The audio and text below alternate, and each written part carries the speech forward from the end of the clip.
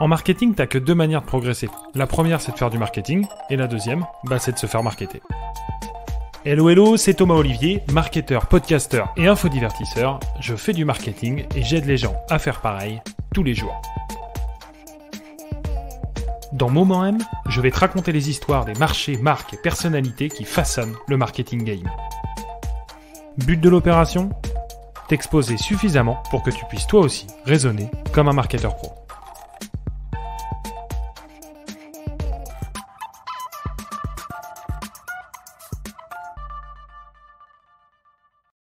Watchfinder & Co, Chrono24, Chronext, Mostra Store, Crésus, Chronos 360, voire Collector Square, Vestiaire Collective, et même Bucherer CPO, Prieur ou Mayer Vintage. Qu'ils soient pure player ou non, spécialisés ou non, nouveaux ou anciens, les vendeurs de montres d'occasion se multiplient. Et pour cause, depuis pas mal de temps déjà, le secteur de l'horlogerie est en plein essor. Oui mais voilà, les budgets sont souvent élevés et les contrefaçons nombreuses et de plus en plus parfaites. Quoi de plus logique alors que de voir les spécialistes de vente d'occasion se multiplier. Les passionnés y viennent chercher bien des choses, faire des économies sur sa montre, la plupart étant, rappelons-le, vendue moins cher d'occasion que neuve, trouver un modèle très difficile à obtenir en boutique, quitte à le payer plus cher, Rolex en est un parfait exemple, s'offrir la montre de son année de naissance ou simplement enrichir ou faire tourner sa collection. Le marché de l'occasion se porte bien, mais il est loin d'être à son apogée. Selon un rapport du cabinet Deloitte, acteur mondial de l'audit et du consulting, celui-ci augmentera de 75% d'ici de la fin de la décennie. L'occasion pourrait même peser plus de la moitié du marché global, grâce notamment à l'engouement des collectionneurs de pièces d'exception, mais aussi des plus jeunes acheteurs. Certains analystes financiers nous disent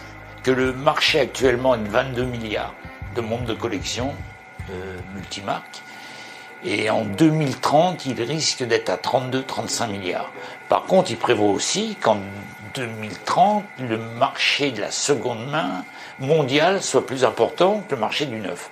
Voilà les constatations, alimentées par des analystes sérieux, qui ne disent pas de bêtises, et nous les suivons parce qu'on constate ce phénomène sur le terrain. Ainsi, les ventes annuelles de montres d'occasion passeront de 20 milliards de francs suisses actuellement à 35 milliards de francs suisses d'ici 2030. Une tendance forte qui n'est probablement pas étrangère au réveil des marques et distributeurs traditionnels comme Rolex, Bucherer ou Mayer à Lyon sur le sujet. Les distributeurs n'ont plus honte de vendre du vintage, ils investissent dans des boutiques dédiées pour répondre à la demande. Même Rolex est entré dans le jeu en partenariat avec ses distributeurs participants avec son programme Certified Pre-Owned, CPO, qui atteste l'authenticité des montres Rolex de seconde main. Une offre qui, en plus de générer des revenus qui n'existaient pas avant, permet de démontrer, par l'évidence, la qualité des produits. Voilà d'ailleurs le texte qui introduit la page certification du site Rolex. Parce qu'elles sont conçues pour durer, les montres Rolex ont souvent plusieurs vies. Rolex offre la possibilité d'acquérir des modèles de seconde main certifiés authentiques et garantis par ses soins. Outre le nouveau service et l'ajout d'une garantie de 2 ans, on appuie sur la fiabilité et la durée de vie des montres Rolex. Et on y ajoute, en plus, un argument de choisir la marque. De quoi insister sur l'impact global que peut avoir une offre, une garantie ou un simple process dans la vision qu'un client a de la marque. Si c'est l'ensemble qui construit une marque forte, respectée et désirable, une seule composante peut casser toute la confiance et la crédibilité qu'on a construit. Mais creusons un peu ce marché de l'occasion au travers de 3 typologies d'achats. Ceux qui veulent acheter moins cher, ceux qui achètent pour investir et ceux qui le font parce qu'il n'existe pas d'autre moyen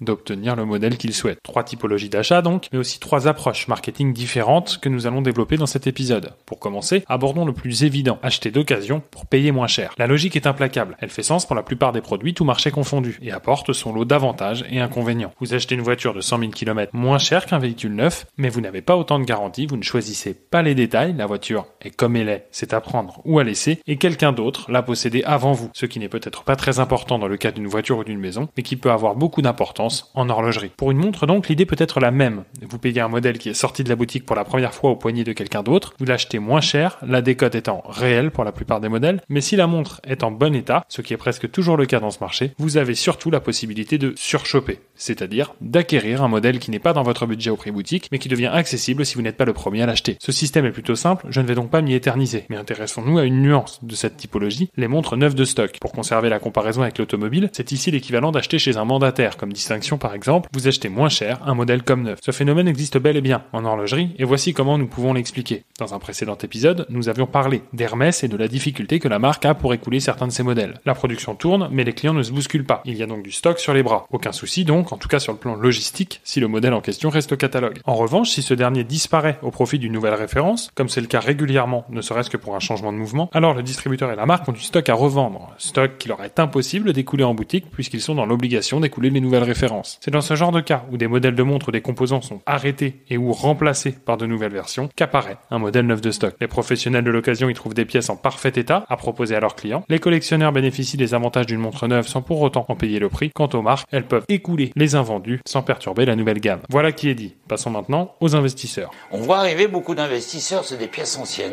Beaucoup plus de gens arrivent sur le marché de l'investissement. Les gens diversifient. On a beaucoup de gens qui vendent de l'immobilier, qui achètent de l'or, des Rolex de collection et qui sont au coffre. Voilà, c'est tout. C'est une sécurité. Alors c'est vrai, quand on parle d'investissement, ce qui vient le plus souvent à l'esprit, ce sont principalement les placements en assurance vie, l'immobilier et les actions. Et si la tendance est à la hausse, investir en montre de luxe n'est pas courant. Et s'il apparaît comme raisonnable d'investir 5 ou 10% de son patrimoine en investissement dit atypique, de l'or, la crypto-monnaie, les forêts, les voitures de collection, etc., alors les montres de luxe représentent un achat passion qui peut aussi s'avérer être un investissement rentable. Il faut dire que certaines cotes font rêver. Les modèles Rolex les plus demandés, comme la Daytona ou la GMT Master 2, peuvent valoir 2 à 3 fois leur prix boutique à la seconde même où vous franchissez la porte. On dit qu'une voiture perd 20% de sa valeur quand vous sortez de la concession. C'est l'inverse pour certaines montres et dans des proportions beaucoup plus fortes. Un constat que l'on peut faire aussi pour des montres plus classiques. Prenez par exemple la Datejust 36, bracelet Oyster, fond bleu de chez Rolex. Un modèle vendu aujourd'hui à 7 350 € prix boutique et qu'on retrouve aux alentours de 9 510 000 € sur le marché gris. Mais ne généralisons pas pour autant. Excepté la Sainte Trinité, comprenez Rolex, Patek et Audemars Piguet, rares sont les montres qui valent plus en sortant de la boutique. Raison pour laquelle il convient de casser le marché de l'investissement en 3 pour l'analyser. Il y a le vintage, des montres qui ont vécu une ou plusieurs générations avant la mienne. Selon la marque et le modèle, ces montres sont des mythes. Non seulement elles ne sont plus fabriquées, mais rares sont celles qui sont toujours dans un état impeccable. Raison pour lesquelles les prix sont très élevés. J'ai moi-même eu la chance d'essayer récemment une référence très recherchée de Daytona. Montant de la montre sans ses papiers d'origine, près de 90 000 € pour un modèle dont le prix d'achat était de 400 francs dans les années 70. Soit un ROI de 225 à faire pâlir Warren Buffett. Passons maintenant au néo-vintage, des montres moins anciennes, mais que les marques ne fabriquent plus. Ces montres sont aujourd'hui où était la Daytona, dont je vous ai parlé, en 1975. Rappelons que le passé n'augure pas de l'avenir, et que rien ne garantit que la courbe suive le même chemin. D'autant que l'histoire et l'état de l'objet comptent pour beaucoup dans sa valeur, et que les nouveaux matériaux utilisés par les manufactures sont moins exposés, ce qui limite les patines, qui rendent chaque montre unique et contribuent à faire monter les enchères. Alors devez-vous acheter une Submariner de 2005 dans l'espoir que sa cote explose comme celle de la 6538 de James Bond? Peut-être ou peut-être pas. Mais vous faites un pari financier que vous prendrez plaisir à porter, c'est déjà ça. Enfin, troisième branche, celui de l'investissement dans les modèles actuels, ceux que les marques fabriquent encore, mais qui s'avèrent souvent difficiles à trouver. Un phénomène qui n'est pas rare, notamment du côté des marques qui permettent d'obtenir une plus-value immédiate en sortie de boutique. Un phénomène qui nous renvoie directement vers la troisième typologie d'acheteurs, ceux qui achètent sur le gris, car ils ne peuvent pas, ou n'ont pas la patience de, obtenir le modèle neuf. On est ici face à une clientèle grandissante ces dernières années. L'engouement pour les montres a explosé depuis 2019, atteignant des niveaux records. Certains y voient un lien avec la pandémie,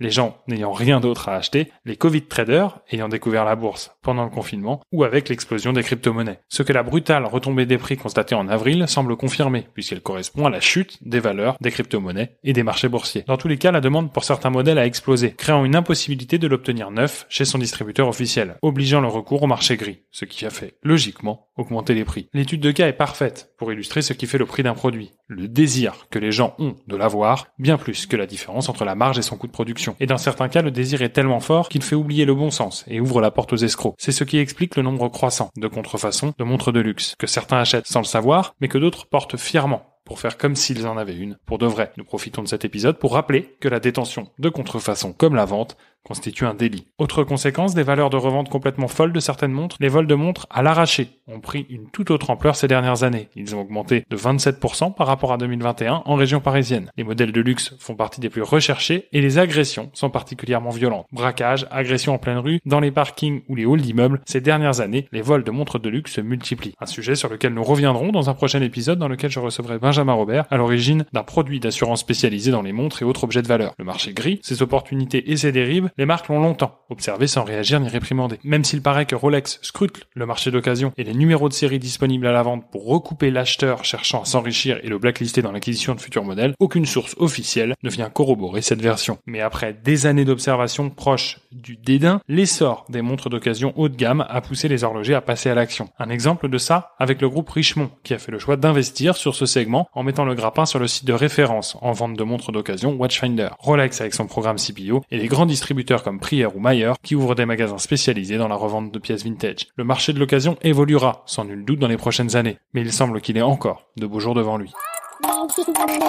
Dans le prochain épisode de Momo M, nous nous intéresserons à une méthode d'acquisition habituellement réservée à la voiture et qui, après un passage validé dans les œuvres d'art, fait son apparition dans le monde fabuleux de l'horlogerie de luxe. Les montres, comme les voitures, c'est le sujet de notre prochain épisode de Momo M, l'horlogerie. Et ben voilà, t'as écouté cet épisode de Momo M jusqu'au bout. Merci maintenant de le partager à au moins une personne autour de toi, de mettre les 5 étoiles qui vont bien et le commentaire qui va avec. C'est ce qui m'aide le plus à ressortir dans le classement des plateformes d'écoute et donc à le faire découvrir à de nouveaux auditeurs. C'est tout pour le podcast. Maintenant, si le marketing t'intéresse et que tu veux t'y former avec quelqu'un qui fait ça tous les jours, sache que j'envoie des emails quotidiens sur le sujet. Peu probable que tu oses appliquer tout ce que je te partage dedans, mais c'est un bon moyen de progresser gratuitement tout en découvrant ma vision et mes méthodes. Et pour aller plus loin et apprendre à penser comme un marketeur pro, j'écris la seule formation papier du marketing game. Ça s'appelle les Marketing Papers et ça arrive chaque mois dans ta boîte aux lettres. Enfin, si tu as des besoins pour créer, gérer et mettre en place ta stratégie marketing, c'est avant tout en tant que marketeur que je gagne ma vie. Et là encore, le deal que j'ai à te proposer pourrait bien te surprendre. Pour plus d'informations sur moi, mon contenu et le comment on peut éventuellement bosser ensemble, rendez-vous sur lenouveaumarketing.fr. C'était Thomas Olivier. Ciao, bye bye.